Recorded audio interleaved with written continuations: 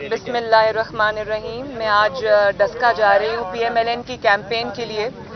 وہاں پر ہمارے بہت ہی مسلم لیگ نون کے میاں محمد نواز شریف صاحب کے باوفا ساتھی ظاہر شاہ صاحب، ان کی وفات ہو گئی تھی، تو اس پہ یہ بائی الیکشن ہو رہا ہے اور اس پہ ٹکٹ جو ہے ان کی صاحبزادی کو ملی، نوشین ظاہر شاہ کو۔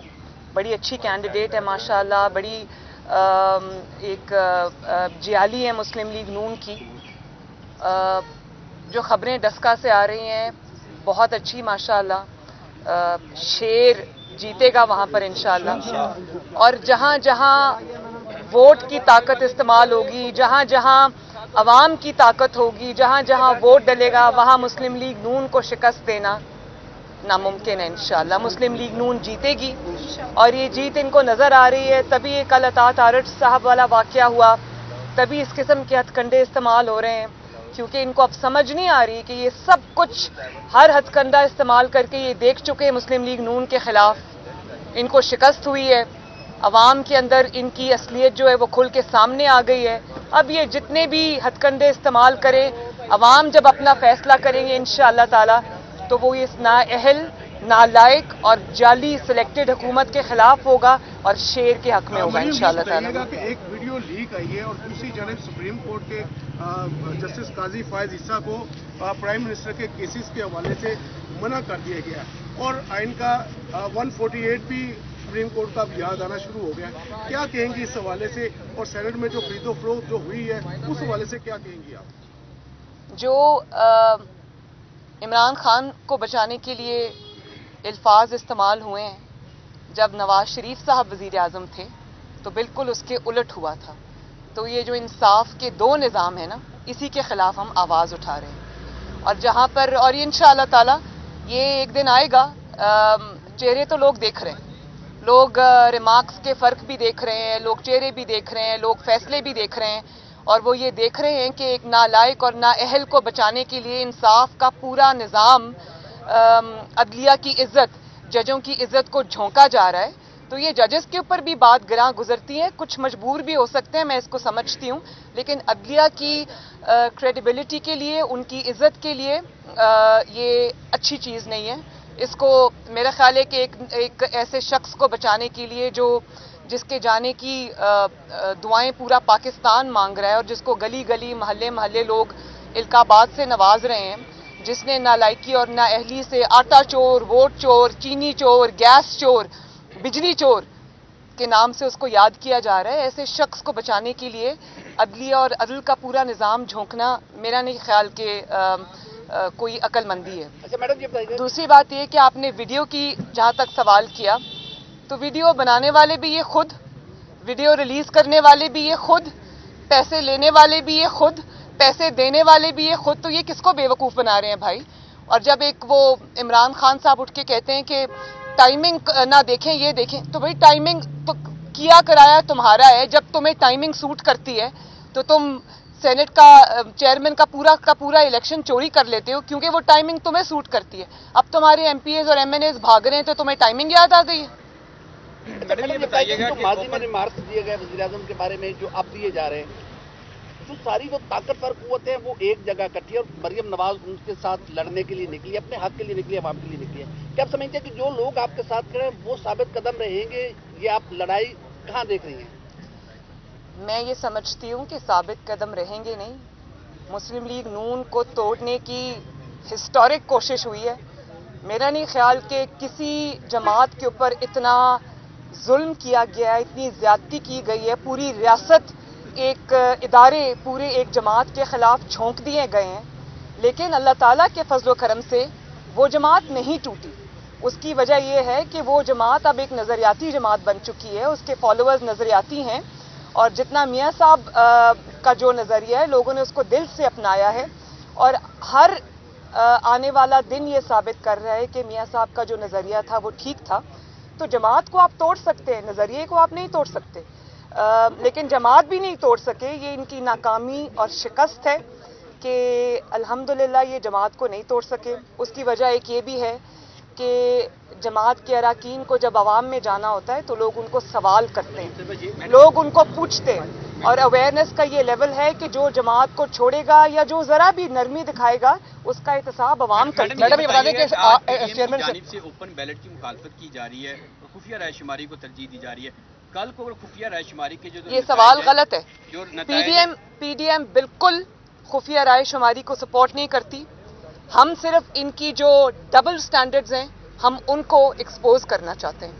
پی ڈی ایم میں دل سے یہ چاہتی ہوں, میاں صاحب بھی یہ چاہتے ہیں کہ یہ جو اس قسم کی سینٹ کے الیکشنز میں حرکات ہوتی ہیں, آپ دیکھیں یہ صرف خفیہ بیلٹ جو پیسوں سے نہیں ہوتا, یہ جو فون کروائے جاتے ہیں کہ جلدی سے وفاداری تبدیل کرو, اپنی جماعت کو ووٹ نہ ڈالنا ورنہ تمہاری فلاں فائل کھل جائے گی, ورنہ تمہاری فلاں ویڈیو ریلیز ہو جائے گی. تو یہ بھی سلسلہ بند ہونا چاہیے. لیکن یہ ایک جعلی حکومت کے نصیب میں یہ لیجسلیشن نہیں ہے. یہ لیجسلیشن عوامی نمائندے کریں گے, عوام کی منتخب اسمبلی کرے گی انشاءاللہ تعالی, جس کو عوام سلیکٹ کر کے بھیجیں گے. یہ کسی کا مہرہ نہیں کرے گا. اور اب ایک آخری بات یہ کہ اب جب مہرے کو تکلیف ہوئی ہے, اس کے اراکین بھاگ رہے ہیں, تو پی ڈی ایم اس کو کوئی ریلیف نہیں لینے دیں گے. میڈم یہ بتائیے گا, محمد زبیر جو ہیں, محمد زبیر کافی متحرک تھے بیک ڈور رابطوں میں. اس کے بعد ایک بیانیہ سامنے آیا کہ سیاست سے جو ہے اداروں کو الگ رکھا جائے. تو اب محمد زبیر کے بعد کوئی ایسا بندہ فائنل ہوا ہے پارٹی میں کہ جو بیک ڈور رابطے کر سکے, معاملات کو سیدھے راستے پہ لے کے آئے؟ کے بیچ میں D G I S P R نے جو بیان دیا ہے کہ ان کا سیاست سے کوئی تعلق نہیں, آپ کے پاس کوئی ثبوت ہے تو وہ سامنے لے کے آئے. آپ کے پاس ثبوت ہے جو آپ لوگ الزامات لگاتے رہے ہیں؟ دیکھیں, D G I S P R میرے لیے محترم ہیں, فوج کے ادارے کے اسپوکس پرسن ہیں اور اچھے انسان ہیں. وہ سیاست سے اپنے آپ کو, میں ان کی پرسن کی بات کرتی ہوں کہ وہ دور رکھتے ہیں. لیکن اس طرح کی بات کریں گے تو عوام میں مذاق اڑے گا, کیونکہ پچھلے کئی سال سے ایک کے بعد ایک چیز عوام کے سامنے آئی ہے. کس طرح سینٹ کا الیکشن چھینا گیا جن کا حق تھا ان سے, کس طرح جسٹس شوکت عزیز صدیقی کے ساتھ جو ہوا وہ ہوا. ان کی جو وٹنس ہے وہ پوری دنیا کے سامنے, ان کی سٹیٹمنٹس جو ہیں. اس طرح جو قاضی فائز عیسیٰ صاحب کے ساتھ ہو رہا ہے, اور وہ جو ایک کرنل صاحب منہ چھپا کے احتساب عدالت سے نکل رہے تھے, ارشد ملک صاحب جو اب وفات پا چکے, اللہ تعالیٰ بخشے ان کو, ان کا جو اعتراف ہے. جس طرح 2018 کے الیکشن کے اندر قوم کے ووٹ پہ ڈاکہ ڈالا گیا, پوری دنیا کے سامنے ہے. تو آپ بات وہ کریں جو دنیا مانے, ورنہ آپ کی کریڈیبلٹی خراب ہوگی, ایک ادارے کی کریڈیبلٹی خراب ہوگی, کیونکہ آپ ایک ادارے کے اسپوکس پرسن ہیں. تو یہ آپ کی کریڈیبلٹی کے لیے اچھا نہیں ہے. اگر آپ بالکل رات کو دن کہہ کے بتائیں گے تو لوگوں کو پتا ہے کہ باہر رات ہے بھائی, وہ دن دیکھ کے سمجھیں گے آپ جھوٹ بول رہے ہیں. تو یہ آپ کی کریڈیبلٹی کے لیے اور ادارے کی کریڈیبلٹی کے لیے اچھا نہیں ہے. اس سے بہتر ہے کہ آپ خاموشی اختیار کریں, آپ بالکل اس چیز کے اوپر بات نہ کریں, لیکن یہ غلط بیانی نہ کریں. میڈم یہ بتا دیں کہ چیئرمین سینٹ الیکشن کے اندر الیکشن کے نظام میں تبدیلی کا بیانیہ میاں صاحب کا بھی ہے, آپ کا بھی ہے, باقی جماعتوں کا بھی ہے. ضمنی الیکشن بھی آ گیا, لیکن وہی پیرامیٹر, وہی اسٹینڈرڈ جو جنرل الیکشن 2018 کا تھا, پھر وہی سوال نہیں اٹھے گا. اور پھر کل کو نیکسٹ الیکشن جب آئے گا تو ہم اگر الیکشن اصلاحات نہیں کرتے تو کیسے نظام؟ نہیں, انشاءاللہ ضرور کریں گے. کیوں نہیں کریں گے الیکشن اصلاحات؟ پی ڈی ایم بھی یہی چاہتی ہے, پاکستان مسلم لیگ نون بھی یہ چاہتی ہے کہ حقیقی جمہوریت ہو, جس کو وہ لوگ ووٹ ڈالیں, ڈبوں میں سے اسی کا ووٹ نکلے, آر ٹی ایس نہ بیٹھ جائے, اور جنوبی پنجاب کا محاذ اچانک نہ کھڑا ہو جائے. ہم بھی یہی چاہتے ہیں. لیکن میں نے جیسے آپ کو بتایا کہ یہ جو لیجسلیشن ہے وہ اس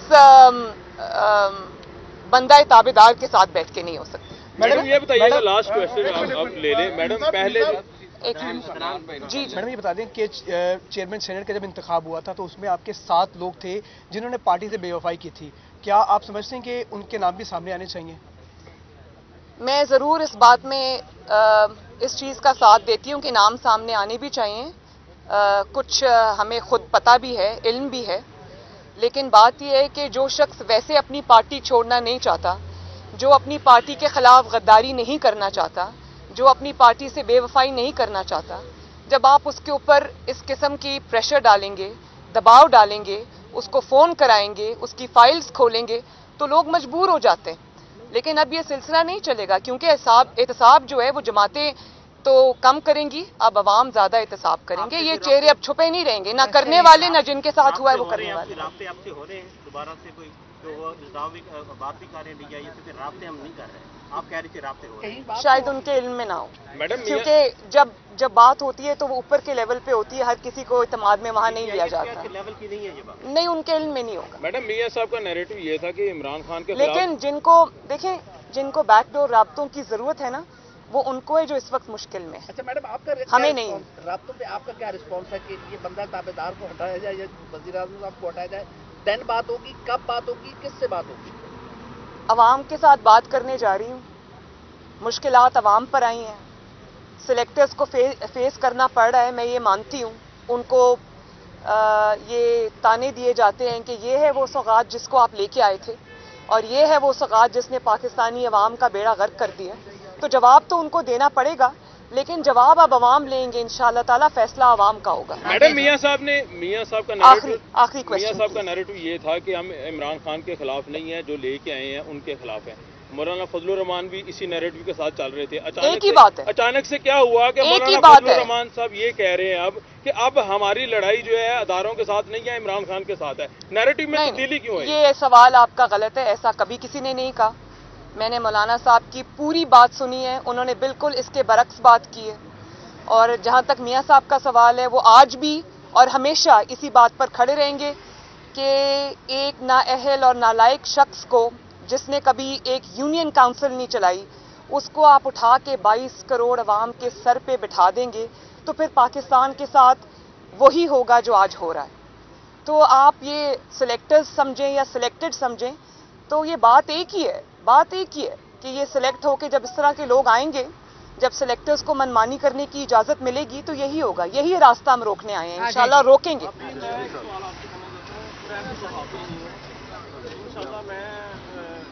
लेकर मैंने वोट उसको दिया, अपनी मर्जी से दिया कि जो अवाम के हक में हो। इस बार भी मैंने वोट इमरान को दिया, सोच में दिया कि शायद कि ये कोई इंसाफ से बेहतर आए, लेकिन ये हमारा अंदाजा गलत निकला। आपको पता है कि चीनी का क्या रेट है, आपको पता है कि घी का क्या रेट है, ऑयल का क्या रेट है, सब्जी का क्या रेट है, पेट्रोल का क्या रेट है, और जो लोग मजदूर दिहाड़ीदार तबका काम करता है उनका क्या हाल होगा। हम आपके साथ हैं यार, बस करें आप मजबूत तरीन तरीकेकार से चलेंगे और हम आपके साथ हैं। बड़ी मेहरबानी आपकी, हमारी जान छूटेगी। मैं भी आपके साथ हूँ। आप ही के साथ जो ज्यादती हुई है उसको हम अनडू करने की कोशिश कर रहे हैं, उसका अजाला करने की कोशिश कर रहे हैं। लेकिन मैं आपसे ज़रूर ये कहना चाहूँगी कि ये तो नहीं, मैं ताना तो नहीं दे सकती कि तब्दीली पसंद आई है आपको, मुझे पता है आपको पसंद नहीं आई, लेकिन मैं ये, हाँ मुझे पता है कि बेचारे तब्दीली को वोट देने वाले अब छुपते फिर रहे हैं। लेकिन मैं ये ज़रूर कहूँगी कि आपने एक दफ़ा बड़ा अच्छा किया, वैसे आपने एक दफ़ा इसका एक्सपोज होना, इसका चेहरा आवाम के सामने आना बहुत ज़रूरी था। शुक्रिया, थैंक यू।